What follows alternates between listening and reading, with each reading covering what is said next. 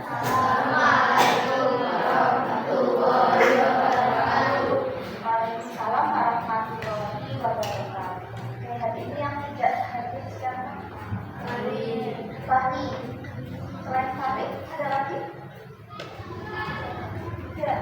Ayo nanti biar sholat bagi Fahri ya.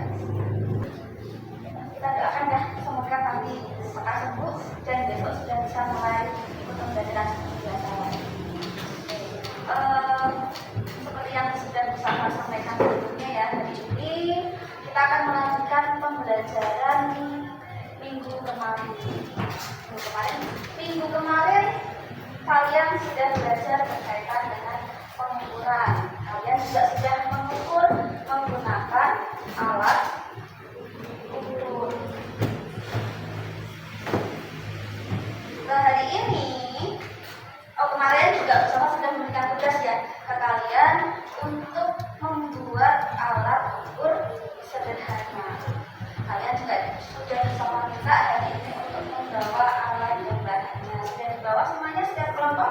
Sudah. Kenapa sih kalian bisa minta untuk membuat alat ukur sederhana? Jadi kita kan sedang belajar berkaitan dengan hakikat ilmu sains ya. Pengukuran itu maksudnya ke dalam hakikat ilmu sains. Ternyata di alam itu sedang menghadapi tantangan global yang melibatkan masalah-masalah besar yang mempengaruhi kehidupan bumi dan sains memiliki peran dalam mengatasinya. Nah, apa saja sih tantangan global yang sedang kita hadapi saat ini? Di antaranya ada perubahan iklim, krisis kesehatan global, krisis pangan, dan pencemaran lingkungan. Itu adalah beberapa tantangan global yang sedang kita hadapi. Nah, kemarin kita mau mencoba untuk mencari solusi berkaitan dengan perubahan iklim ya. Bapak ada sedikit video. Yakin? Kata siapa?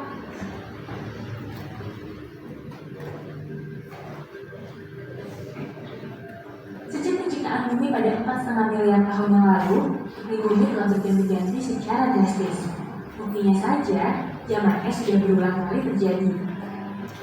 Nah, di sela-sela waktu itu, suhu bumi memanas karena alam bisa membuat pemanasan global. Misalnya, meluasnya lapisan es yang menutupi sebagian besar Amerika, Asia, dan Eropa membuat CO2 dan gas rumah kaca menjadi bertambah banyak. Suhu rata-rata global mengalami peningkatan hingga 5 derajat dari zaman es terakhir. Hal itu pun yang membuat air menjadi lebih hangat dan suhu jadi lebih panas. Otomatis, pola sirkulasi laut dan atmosfer juga berubah-ubah setiap waktu. Menariknya, sebenarnya peristiwa ini juga yang membuat tampilan muka bumi berubah-ubah tiap zaman. Ya, contoh simpelnya, tahun kemarin baru ditemukan pulau baru akibat pasang surut air laut. Apalagi kalau bukan karena itu yang berubah, belum lagi dibantu oleh gerakan tektonik bawah laut. Tapi memangnya gara-gara apa sih? Kok bisa iklim berubah-ubah? Jawabannya sebenarnya banyak. Mulai dari perubahan intensitas matahari, variasi orbit bumi, letusan gunung api, dan lainnya. Kalau gitu, apa bedanya perubahan iklim zaman dulu dengan saat ini? Bukannya ini hanya fenomena alam biasa? Memang sih, perubahan iklim ini hanyalah siklus biasa. Namun masalahnya, saat ini perubahan iklim akan terjadi jauh lebih cepat dan parah dibandingkan siklus yang diperkirakan. Kalau dulu suhu maksimal paling tinggi sebesar 58 derajat Celcius, nanti akan jauh lebih tinggi daripada itu. Masalahnya lagi, saat ini penduduk dunia jauh lebih banyak dibandingkan ribuan tahun yang lalu.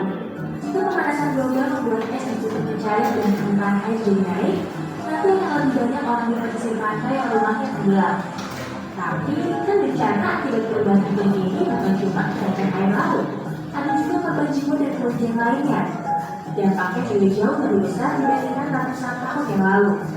Contohnya saja, banjir di Pakistan pada Agustus kemarin telah menewaskan 1.000 penduduk setempat. Lantas, bagaimana dengan dampak dari banyak bencana lain di dunia? Hal ini pun memunculkan satu pertanyaan baru. Bagaimana bisa? Ya, seperti yang kita ketahui bahwa semua ini dialami oleh gas rumah kaca. Tapi apa itu gas rumah kaca? Teorinya gas gas yang merangkap panas di atmosfer. Jadi sinar matahari yang masuk ke dalam bumi kadang-kala berlebihan. Jadi nanti akan dipantulkan lagi keluar bumi. Bisa dari air laut, es di kutub, ataupun lain-lainnya. Nah, suhu permukaan bumi pun tergantung pada energi panas yang masuk dan keluar.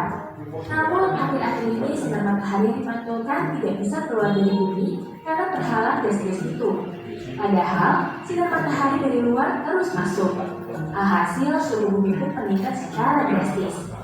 Sayangnya, kandungan gas yang paling bahaya, yakni karbon dioksida, justru meningkat drastis pada beberapa dekade terakhir karena revolusi industri. Apalagi sekarang banyak aktivitas manusia yang memperparah perubahan iklim. Belum lagi ternyata uap air juga bisa memblokade sinar matahari yang mau keluar dari bumi. Padahal hal ini bisa berlangsung secara alami. Maka dari itu, jika kenaikan masif CO2 terus berlanjut, pemanasan yang sama dahsyatnya dengan zaman es bisa terjadi. Soalnya, gas-gas ini bisa berada di atmosfer hingga ribuan tahun. Masalahnya lagi, semua gas yang berada di atmosfer itu sudah tercampur dengan baik. Yang berarti, jumlah gas rumah kaca di setiap belahan dunia sama besarnya. Tidak peduli negara mana yang paling banyak melakukan produksi. Dengan begitu, untuk mencegah hal ini, bukan hanya kontribusi dari satu negara atau satu regional saja, melainkan dunia. Tapi perlu digarisbawahi bahwa kita tidak bisa menghentikan perubahan iklim. Namun, kita bisa bertindak untuk mencegah perubahan iklim datang lebih cepat.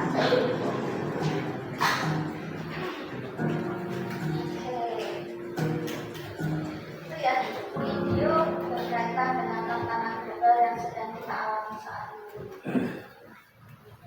Tidak hanya di Indonesia saja, tantangan ini ternyata dialami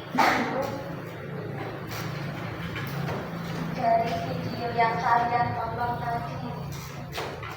Menurut kalian, masih yang dibahas dari video tadi berkaitan dengan apa? Tentang perubahan iklim. Kemudian dampak perubahan iklim apa saja sih yang sedang kita rasakan? Mungkin di Pekalongan yang sudah merasakan dampak perubahan iklim. Karena boleh.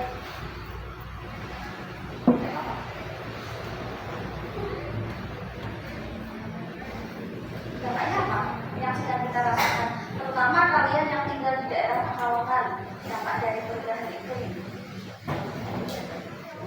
Apa? Banjir, oke.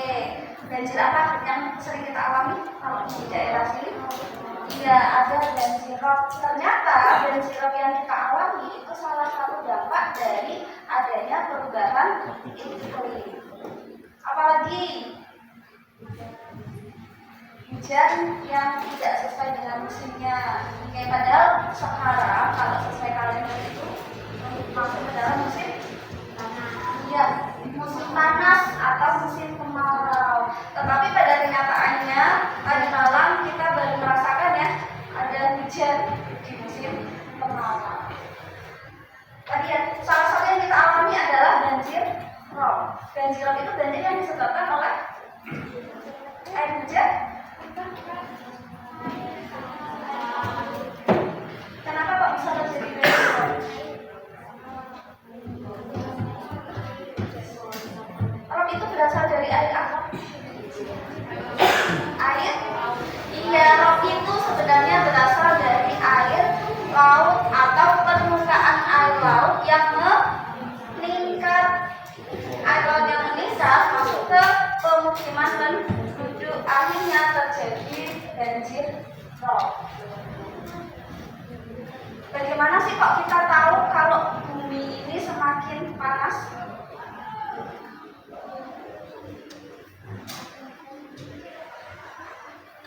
Taunya gimana?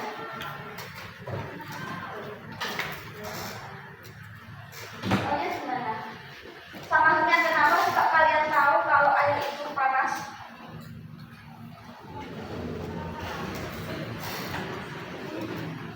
Kalau airnya panas gimana?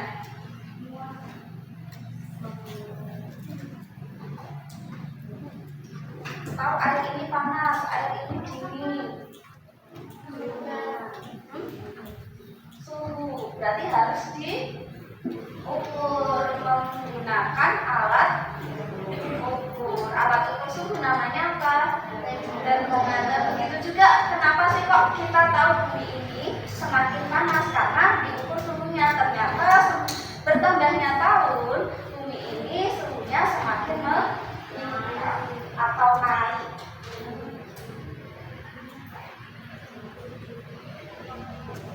Nah, tadi ya salah satunya kita tahu bahwa suhu semakin panas itu adalah menggunakan alat ukur suhu, yaitu apa? Termometer. Jadi kita bisa alat apa sih yang kita butuhkan untuk mengukur perubahan iklim di sekitar kita? Tadi ya, bumi semakin lama semakin panas. Berarti kita bisa mengukur menggunakan termometer. Di daerah kita sering terjadi banjirop, permukaan air meningkat. Berarti kita bisa menggunakan alat ukur termometer. Alat ukur apa? Alat ukur volume air. Kemudian terkadang juga beberapa hari ini angin begitu kencang. Kita juga bisa membuat alat ukur mengukur angin atau namanya anemometer. Jadi pengukuran itu adalah langkah awal dalam memahami dan mencari solusi atas masalah nyata di sekitar kita, termasuk perubahan iklim. Walaupun hari ini kita kan belajarnya berkaitan dengan pengukuran ya. Jadi pengukuran yang kita pelajari hari ini bisa mengatasi sedikit berkaitan dengan perubahan iklim. Nah, nanti yang akan kita buat hari ini berkaitan dengan termometer sederhana, alat ukur volume dan anemometer sederhana.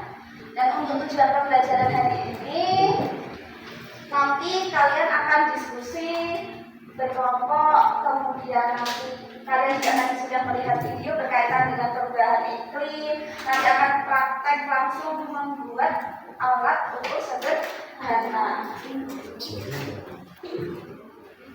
Sehingga kalian dapat melakukan berbagai pengukuran besaran, kemudian memanfaatkan alat sederhana maupun aplikasi digital untuk mendukung pengukuran, merancang, membuat alat ukur sederhana berbasis pengukuran serta mengolah dan menyajikan data hasil pengukuran dengan baik. Itu adalah tujuan pembelajaran dari ini.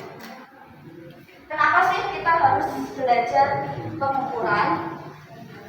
Jadi hari ini kalian tidak hanya belajar IPA saja, tapi juga hari ini kalian akan menjadi peneliti kecil. Kalian akan berlatih berpikir kritis, kreatif, dan saling bekerja sama untuk membuat alat ukur. Ini bisa membantu sedikit dalam mengatasi perubahan iklim. Jadi dengan belajar pengukuran, kalian bisa melihat fakta ilmiah tidak dengan perkiraan saja. Disinilah lahir solusi nyata untuk melindungi lingkungan kita.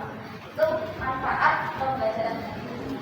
Jadi nanti kalian akan merancang untuk alurnya, kalian akan merancang pembuatan alat ukur. Kemudian setelah dirancang, kalian akan membuat alat ukur tersebut dari bahan-bahan yang sudah kalian bawa.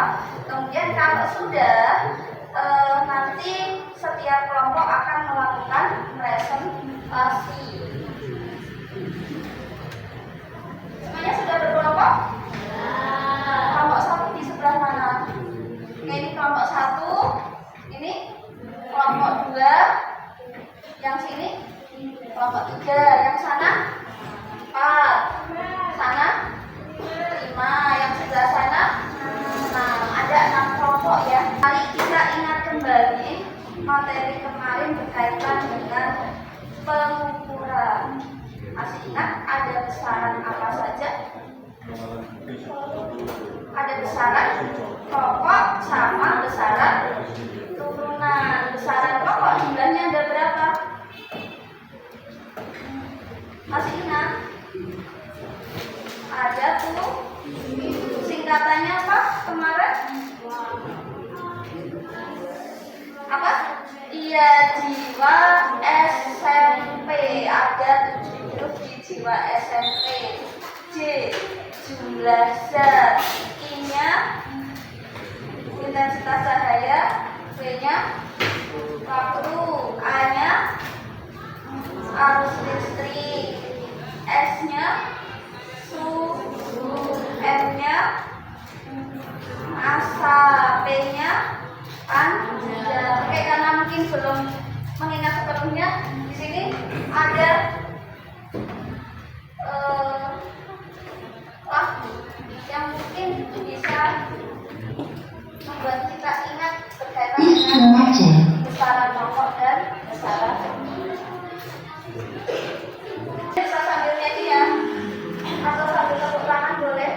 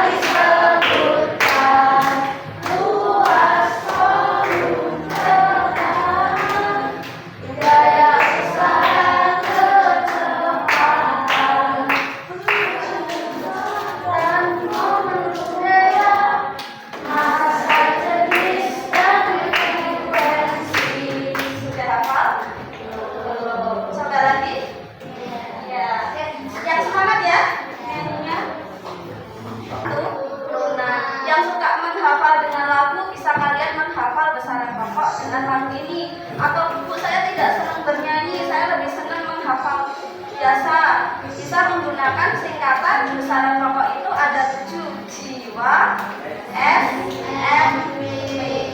Selain 7 itu termasuk ke dalam besaran ini untuk kelompok 1. Di sini ya kelompok 1 dan kelompok 4. Silakan kalian membuat termometer sederhana. Bisa mulai mencari di internet atau di YouTube bagaimana membuat alat termometer sederhana. Kemudian untuk kelompok 2 dan kelompok 5 nanti membuat alat ukur volume. Kemudian untuk kelompok 3 sama kelompok 6 nanti silakan kalian membuat anemometer sederhana. Nanti setiap kelompok akan bersama beli LKPD. Di depan nanti silakan kalian isi kelas dan nama kelompok seperti biasa ya. Kemudian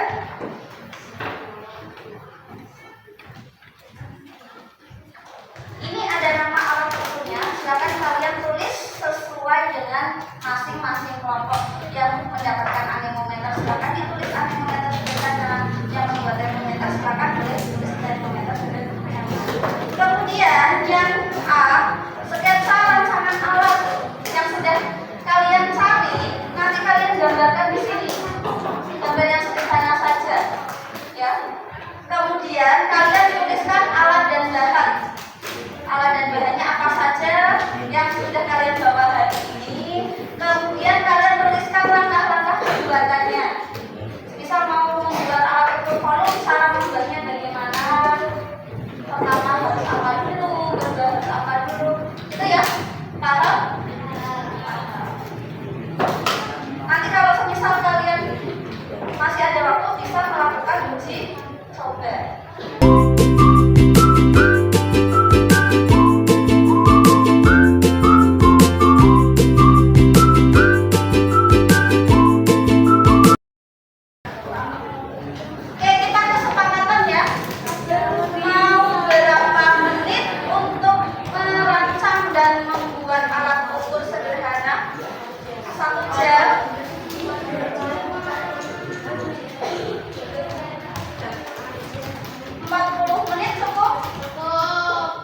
cukup ya?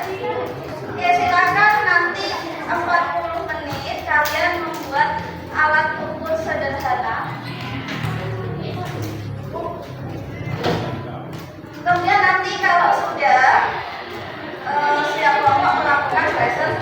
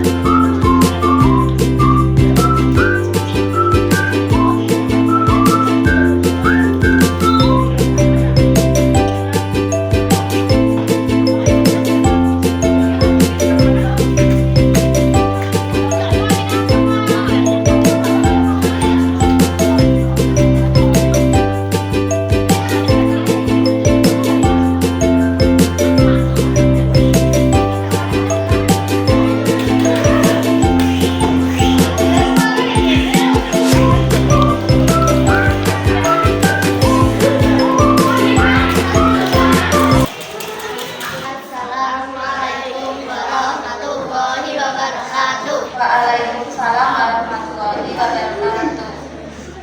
Kami akan mempresentasikan dari kelompok 1.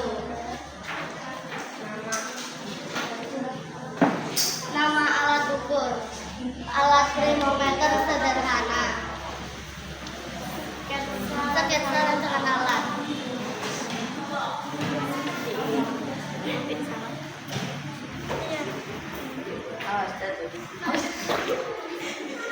Alat dan bahan: pelengkap titik atau malam, air panas, sedotan, pewarna makanan, sapu tangan, botol bekas, spidol, dan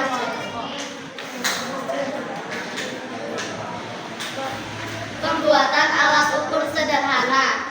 Siapkan botol berisi air, masukkan pewarna makanan ke dalam botol, lalu kocok botol. Masukkan sedotan dan tutup dengan plastik hingga rapat. Masukkan botol ke dalam mangkok dan disiram dengan air panas. Air akan naik ke atas.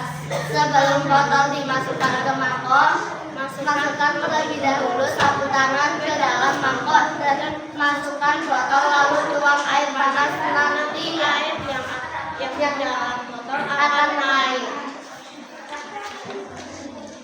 Uji coba. 1. Yang pertama tidak berhasil karena airnya kurang panas. 2. Yang kedua berhasil cuma air yang tidak menaiknya kurang tinggi. Yang ketiga berhasil karena airnya panas dan air yang di dalam botol menaik tinggi sekali. Analisis hasil.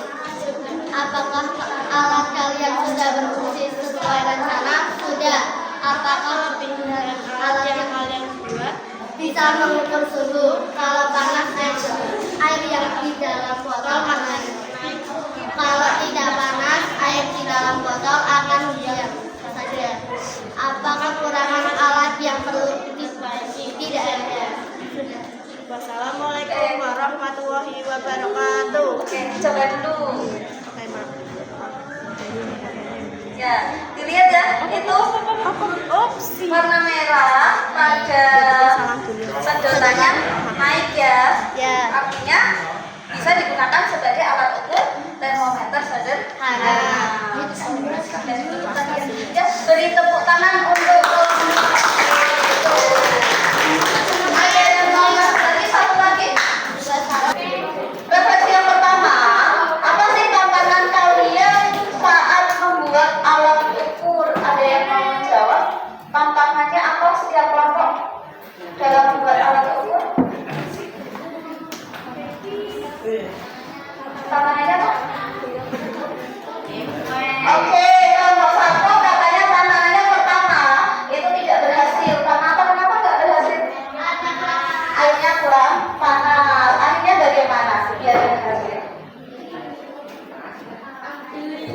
Oh ya, pakai air panas ya. Di kantin beli air panas, ternyata setelah dicoba bisa berhasil. Oke, yang kedua, apa manfaat alat yang kamu buat? Oke, kelompok satu manfaatnya apa? Mengukur suhu. Kelompok dua apa manfaatnya? Mengukur volume. Kelompok tiga? Oke, mengukur kecepatan angin. Kelompok keempat? Apa manfaatnya? Kelompok empat buat apa? Termometer. Dari manfaatnya untuk apa? Mengukur suhu. Oke. Kelompok lima manfaatnya apa? Mengukur volume, karena membuat alat ukur volume. Kelompok enam.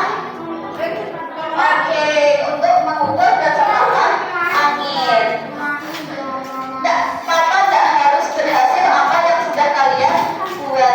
Setidaknya kalian sudah berproses untuk membuat alat ukur tersebut. Si terakhir, Mustafa sudah berikan sticky note. Silakan tulis idemu untuk menjaga bumi adalah. Dari alat ukur yang kalian buat, kalian punya ide apa untuk menjaga bumi agar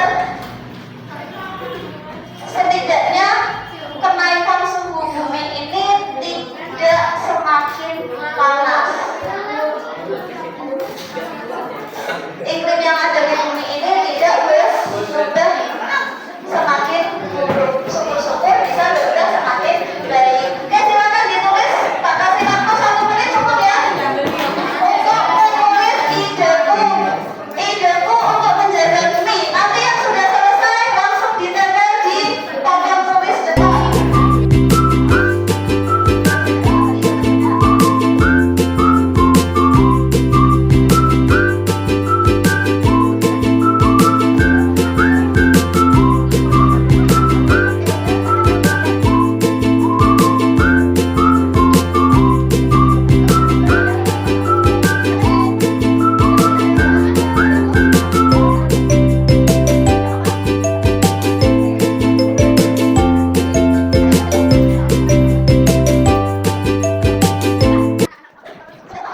Beberapa ide kalian untuk menjaga bumi.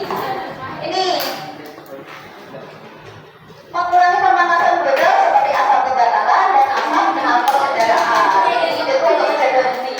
Ada yang ideku menjaga bumi menanam pohon. Oke, ideku membuat alat termometer karena untuk menjaga suhu bumi. Oke, ideku untuk menjaga bumi membuang sampah pada tempatnya, melakukan reboisasi.